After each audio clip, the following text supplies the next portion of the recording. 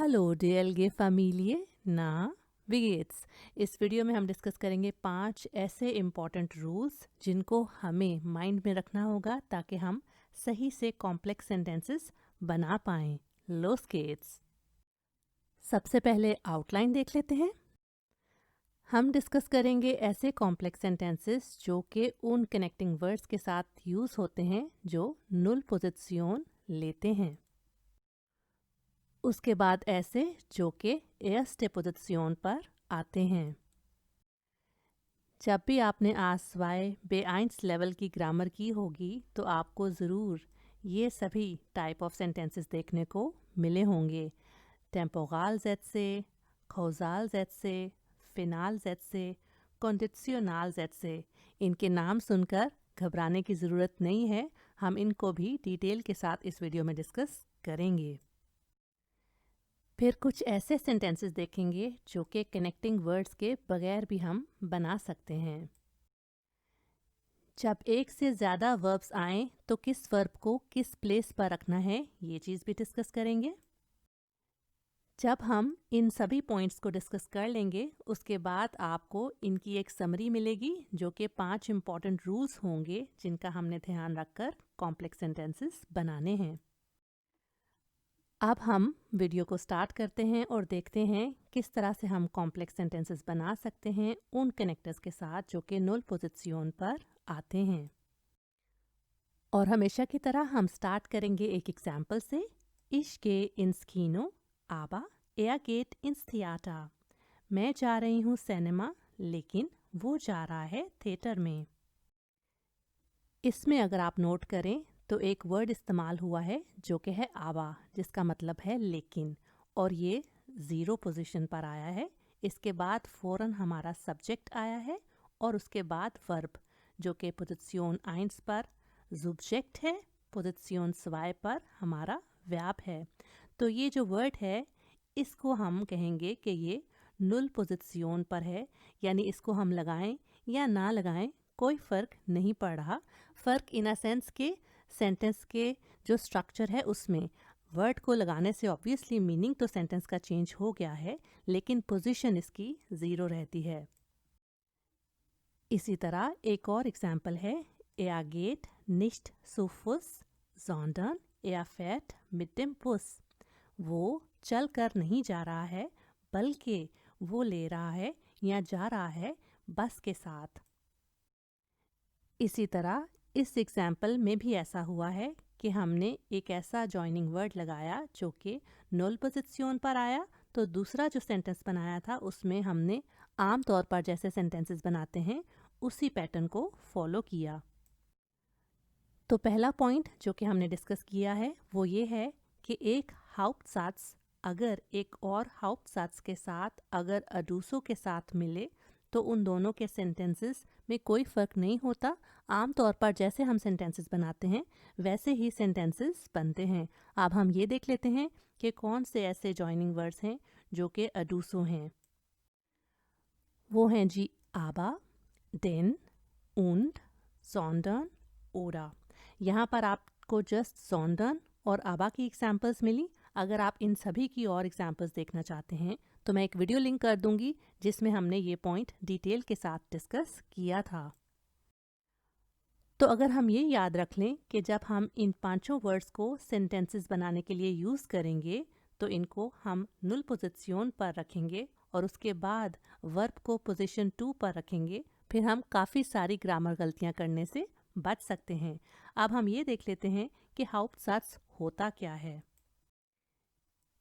इसी एग्जाम्पल को हम लेकर चलेंगे जो कि है Er geht nicht zu Fuß, sondern er fährt mit dem Bus। अगर हम इसको 2 सेंटेंसेस में तोड़ें तो बनते हैं Er geht nicht zu Fuß, er fährt mit dem Bus। तो दोनों सेंटेंसेस हाउप्टसेट से हैं। यहाँ पर हमने sondern को काट दिया और कॉमा को भी हटा दिया और 2 अलग अलग सेंटेंसेस बना दिए। ये अलग सेंटेंसेस वही हैं जब हम A1 और A2 लेवल पर होते हैं तो हमें इनको बनाना आता है। तो हाउप्टसात्स हम कैसे पहचान कर सकते हैं कि वो है? वो ऐसे कि सबसे शुरू में आपका आएगा नॉमिनेटिव या फिर सब्जेक्ट। जो काम कर रहा होता है एक सेंटेंस में उसको हम सब्जेक्ट कहते हैं। उसके फ़ौरन बाद पोजीशन स्वाय पर आता है वर्ब। ये आम तौर पर सिंपल सेंटेंसेस की बात हो रही है। तो हमें जब हम सिंपल सेंटेंसेस बनाते हैं तो हमें याद रखना है कि जर्मन ग्रामर का रूल है कि Verb kommt immer an der zweiten Position। जो चीज़ हमने डिस्कस की वो आसान थी, लेकिन अब हमें ये देखना है कि कौन से ऐसे कॉम्प्लेक्स सेंटेंसेस हैं जिन पर हम ऐसे कनेक्टिंग वर्ड्स लगाएंगे जो कि पोजीशन 1 पर आएंगे। जैसे कि एग्जाम्पल है Ich wasche mich, dann putze ich mir die Zähne। मैं खुद को वॉश करती हूँ, फिर मैं अपने दांत साफ करती हूँ।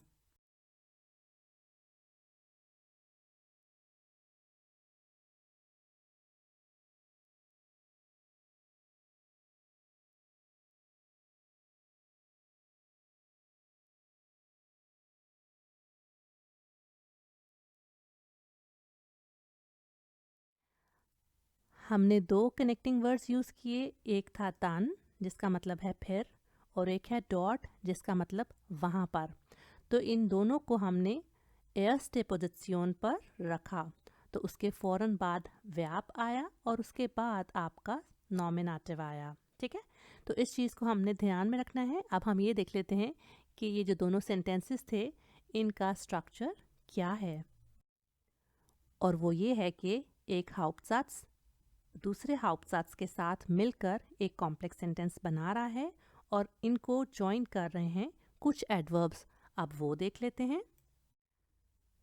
तो अपनी कॉपी और पेंसिल पकड़ लें और इन सभी एडवर्ब्स को नोट कर लें, क्योंकि जब भी हम इनको सेंटेंसेस में यूज़ करेंगे तो वो पोजीशन 1 पर आएंगे। इनके फ़ौरन बाद आपको वर्ब्स को यूज़ करना होगा, जो कि हैं dann, danach, deshalb, deswegen, trotzdem, dafür, so, hier, dort, von dort। तो जो चीज़ हमें भूलनी नहीं है वो ये है कि ये सभी एडवर्ब्स erste पोजीशन पर आएंगे। इनके फ़ौरन बाद वर्ब्स ने आना है। मैं ये इसलिए रिपीट कर रही हूँ क्योंकि इवन मैं भी जब फ्री स्पीकिंग करती हूँ जर्मन लैंग्वेज में तो मुझे भी कभी कभी भूल जाता है कि मैंने वर्ब को किस पोजीशन पर रखना है। यहाँ हमने ये भी नोट किया कि जब ये दोनों हाउप्टसेट से मिलकर एक कॉम्प्लेक्स सेंटेंस बना रहे थे तो बेशक वो दो डिफरेंट पार्ट्स थे लेकिन रिलेटेड थे। जैसे कि यहाँ पर जो औरत खोलन जा रही थी वहाँ पर उसी जगह पर वो मिलना चाहती थी अपनी पोती को या फिर नवासी को। नवासी को हिंदी में आई थिंक नाती कहते हैं। मुझे बताइएगा कमेंट सेक्शन में कि क्या है इसका सही वर्ड ना। ग्रैंड डॉटर को कहते हैं एंकलिन। तो जिसका था इंतज़ार अब उसकी बारी आ गई है, वो है टेम्पोराल जेड से। इसको मैंने नंबर 1 पर रखा है। ये मैं बताऊंगी कि किस वजह से। इसको हमने 1 2 3 4 करके डिस्कस करना है। तो टेम्पोराल जेड से को हम यूज़ करते हैं टाइम के बारे में डिटेल बताने के लिए कि कोई काम कब शुरू हुआ, कब ख़त्म हुआ, कितनी देर तक वो काम होता रहा। इन सभी के बारे में हम टेम्पोराल जेड से यूज़ करके सेंटेंसेस में बात कर सकते हैं।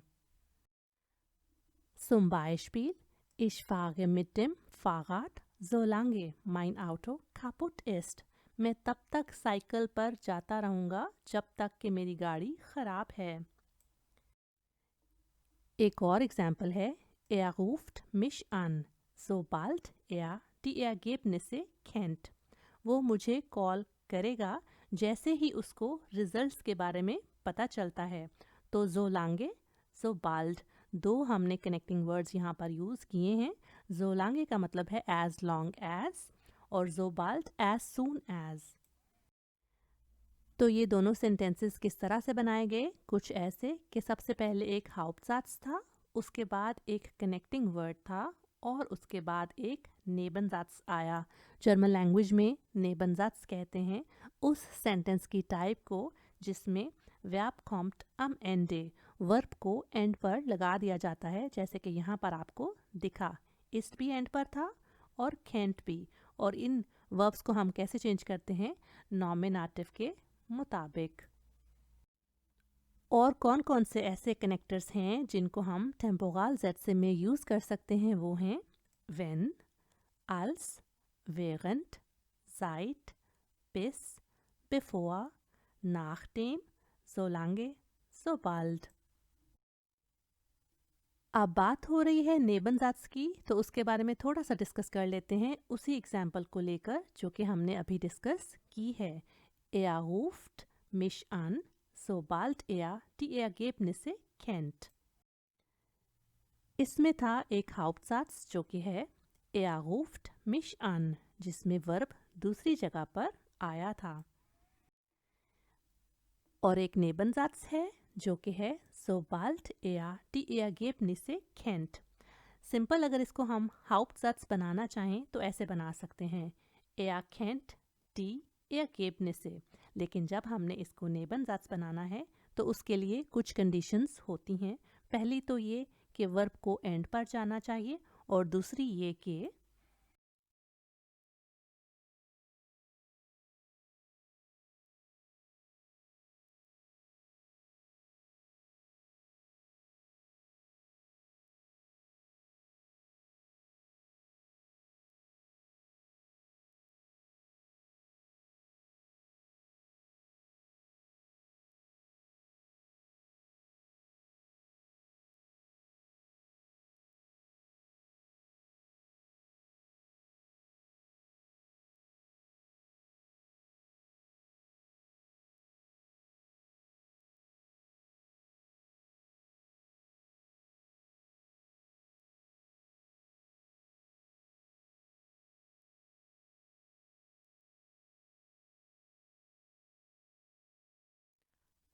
अब हम causal sätze देख लेते हैं जो कि ये शो करते हैं कि कोई चीज़ अगर हुई तो उसके लिए क्या वजह थी।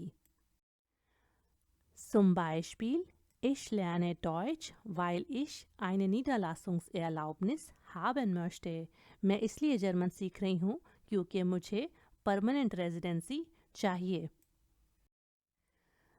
तो यहाँ पर भी हमने वही सेंटेंस स्ट्रक्चर बनाया जो कि पहले था, हाउप्टसात्स के बाद एक कनेक्टर और उसके बाद एक नेबनजात्स। causal sätze बनाने के लिए हम दो कनेक्टर्स यूज़ कर सकते हैं जो कि while है और da है, और दोनों का मतलब क्योंकि है। दोनों के बाद नेबनजात्से बनते हैं। लेकिन अगर रीजंस बनाने वाले हमने सभी सेंटेंसेस को देखना है तो उसमें एक कनेक्टर देन भी होता है जो कि हमने फर्स्ट पॉइंट में डिस्कस किया था। इस देन का मतलब भी क्योंकि है, लेकिन ये चीज़ हमें जहन में रखनी है कि जब हम इसको यूज़ करेंगे तो फिर दूसरा भी हाउप्टसात्स ही बनेगा, जैसे कि Ich lerne Deutsch, denn ich möchte eine Niederlassungserlaubnis haben। तीसरी टाइप ऑफ नेबनजात्से हैं जी फिनाल sätze। अब ये क्या करते हैं ये देख लेते हैं। ये शो करते हैं कि हमने कोई चीज़ टारगेट की है, कोई वजह है, कोई ओपिनियन है हमारा, कोई चीज़ हम करना चाहते हैं तो उसके पीछे क्या हमारा मकसद है, ये हमें फिनाल sätze बताते हैं। Zum Beispiel, sie lernt fleißig Deutsch, damit sie ihre Prüfung bestehen kann। वो मेहनत से जर्मन सीख रही है ताकि वो अपना इम्तिहान पास कर पाए। इस सेंटेंस को हम ऐसे भी बना सकते हैं Sie lernt fleißig Deutsch, um ihre Prüfung zu bestehen। वो मेहनत से जर्मन सीख रही है अपने इम्तिहान को पास करने के लिए। यहाँ पर आप नोट करें जो फिनाल sätze सू से बनते हैं, सू का ये होता है कि सू हमेशा सेकंड लास्ट पोजीशन पर आता है और उसके बाद वर्ब को हमने हमेशा उसकी असली शक्ल में, जिसको इन्फिनिटिव कहते हैं, उसमें यूज़ करना होता है। तो ये नोट करें कि किस तरह से हमने जी को काट दिया और खान को भी काट दिया और उसके बाद इसी सेंटेंस को इसमें चेंज कर दिया। यहाँ पर भी वही स्टाइल के हमने कॉम्प्लेक्स सेंटेंसेस बनाए कि एक हाउप्टसात्स मिलकर एक कनेक्टर के साथ नेबनजात्स बना रहा था, लेकिन एक नई कैटेगरी हमने देखी और वो ये थी कि सू जात्स हमने, जिसको इन्फिनिटिव जात्स भी कहते हैं, कैसे बनाना होता है। फिनाल sätze बनाने के लिए हमारे पास दो ही कनेक्टिंग वर्ड्स हैं, वो हैं damit और umzu। अब बारी है कंडीशनल ज़ेट्से की, जो कि हमें एक ऐसी कंडीशन बनाते हैं जिसकी वजह से कोई काम होगा। जैसे कि wenn ich nach Deutschland gehe, kaufe ich mir eine warme Winterjacke। जब मैं जर्मनी जाऊंगी तो मैं खरीदूंगी अपने लिए एक गर्म विंटर जैकेट। लेकिन हम कॉन्जुंक्टिव्स वाई के साथ भी कंडीशनल ज़ेट्से बना सकते हैं, जिनको हम इर्रियाले कंडीशनल ज़ेट्से कहते हैं, जो कि हकीकत में ऐसे नहीं होते और ऐसा नहीं हो पाता। Zum Beispiel, wenn ich Flügel hätte, würde ich nach Pakistan fliegen। अगर मेरे पंख होते तो मैं पाकिस्तान की तरफ फ्लाई कर जाती। असली में ऐसा नहीं हो सकता, इसलिए हम इनको इर्रियाले कंडीशनल ज़ेट्से कहते हैं। तो अब आपके पास दो चॉइसेस हैं कंडीशनल ज़ेट्से बनाने की। एक तो ऐसे जो कि अगर वो चीज़ हुई तो आप वो चीज़ कर पाएँ, जैसे कि zum Beispiel, एक और एग्जांपल आपको देती हूँ। Wenn es regnet, gehe ich nicht zur Arbeit। अगर बारिश हुई तो मैं काम पर नहीं जाऊंगी। इस तरह आप कुछ और बना सकते हैं जो कि ना हकीकत में हो। Zum Beispiel, wenn ich viel Geld hätte, würde ich mir ein neues Auto kaufen। अब इसके सेंटेंस स्ट्रक्चर को डिस्कस कर लेते हैं। सबसे पहले तो कंडीशनल ज़ेट्से बनाने के लिए हमें व्हेन या फल्स चाहिए होते हैं। ये कनेक्टर्स हैं जिनका मतलब है इन केस और इफ़। उसके बाद आता है जी एक नेबनज़ात्स। देखें यहाँ पर भी हमने ऐसे किया, तो नेबनज़ात्स की पहचान वर्ब एंड पर ना, जैसे यहाँ पर भी वर्ब एंड पर। और उसके बाद हमने कॉमा के बाद हाउप्टज़ात्स लगाए। तो वो हाउप्टज़ात्स कैसे थे कि वर्ब शुरू में आया, और ये रूल आप हमेशा अप्लाई कर सकते हैं जब भी आपने नेबनज़ात्स को शुरू में लेकर आना है। नेबनज़ात्स में वर्ब की पोजीशन हमेशा, चाहे वो शुरू में लगे या एंड में लगे, वर्ब हमेशा एंड पर रहता है। लेकिन अगर नेबनज़ात्स स्टार्ट में आ जाए तो उसके बाद जब हम हाउप्टज़ात्स स्टार्ट करते हैं तो उसको हमें हमेशा एक वर्ब के साथ स्टार्ट करना होता है। अब कुछ और कनेक्टिंग वर्ड्स देख लेते हैं जो कि नेबनज़ात्स से ही बनाते हैं, जैसे कि das, so das, in dem, ob और obwohl। कभी कभी ऐसा भी होता है कि हमें कुछ ऐसे कॉम्प्लेक्स सेंटेंसेस बनाने पड़ते हैं जिनको बनाने के लिए हमें कनेक्टिंग वर्ड्स नहीं चाहिए होते, कुछ और ही वर्ड्स से हम उनको बना पाते हैं। वो देख लेते हैं। उनमें से एक टाइप है इनडायरेक्टिव फ्रागेsätze की, जिस पर मैं एक डिटेल्ड वीडियो बना चुकी हूँ, उसको भी मैं लिंक कर दूंगी, वो भी आप चेक कर सकते हैं। तो इसको हम ऐसे बना सकते हैं, können Sie mir bitte sagen wann der Bus morgen ankommt। तो ये आप नोट करें कि ये जो कैटेगरी है ये भी नेबनज़ात्स है। तो क्या आप मुझे बता सकते हैं कि कल बस कब पहुंच रही है। इससे हमें ये पता चला कि जब हमने इनडायरेक्टिव फ्रागेsätze बनाने होते हैं तो कोई भी वे फ्रागन जब हम लगाते हैं तो पहला पार्ट होता है हाउप्टज़ात्स और सेकंड पार्ट होता है नेबनज़ात्स, इसलिए वर्ब उसके एंड पर जाएगा। एक और टाइप ऑफ सेंटेंसेस हैं रिलेटिवsätze, जो कि हमेशा नेबनज़ात्स के तौर पर बनाए जाते हैं, जैसे कि der Autofahrer, der betrunken war, ist ins Wasser gefallen। The car driver जो कि ड्रंक था पानी में गिर गया है। तो यहाँ पर देखें ये जो पार्ट है इसको थोड़ा सा डिस्कस हम कर लेते हैं कि ये कैसे बना। इसको बनाने के लिए भी हमको एक रिलेटिव प्रोनोमन चाहिए होता है, जो कि रिलेटिवsätze की वीडियोस में डिटेल के साथ डिस्कस किए गए हैं कि कौन कौन से रिलेटिव प्रोनोमन होते हैं और कैसे वो डिफरेंट सेंटेंसेस डिफरेंट केसेस में डिफरेंट नाउन्स के साथ बनाते हैं। वो भी मैं लिंक कर दूंगी, आप चेक करना चाहें तो कर सकते हैं। तो इसमें क्या होता है कि ये जो पार्ट होता है रिलेटिवsätze का, ये हमें ज़्यादा इन्फॉर्मेशन देता है उस नाउन की जिसके बाद इसको हम यूज़ करते हैं। तो यहाँ पर कार के ड्राइवर के बारे में डिटेल दी जा रही है जो कि ड्रंक था, तो उसको हमने एक रिलेटिव प्रोनोमन के साथ अटैच किया, उसको बनाया हमने नेबनज़ात्स, और उसके बाद तोड़कर बाकी सेंटेंस का पार्ट बता दिया। एक्चुअल जो सेंटेंस है वो पता क्या है, der Autofahrer ist ins Wasser gefallen, कि कार ड्राइवर पानी में गिर गया है। अब बारी है कुछ ऐसे वर्ब्स को डिस्कस करने की जिनमें एक से ज़्यादा वर्ब्स होते हैं और हमें समझ नहीं आ रही होती कि उन वर्ब्स को हमें कहाँ पर लगाना चाहिए। तो सबसे पहले हम वो नेबनजात्स देख लेते हैं जो कि प्रेजेंस में बनाते हैं, जैसे कि er weiß, dass ich morgen komme। उसको पता है कि मैं कल आ रही हूँ। तो यहाँ पर आप नोट करें कि ये जो दस के साथ हमने एक नेबनजात्स बनाया, इसमें हमने वर्ब को एंड पर लगाया और उसकी फॉर्म वो लगाई जो कि इश के मुताबिक थी। तो अगर हमने परफेक्ट में बनाना है एक नेबनजात्स तो उसमें देख लेते हैं कैसे चेंजेस आएंगी। Er weiß, dass ich gestern gekommen bin।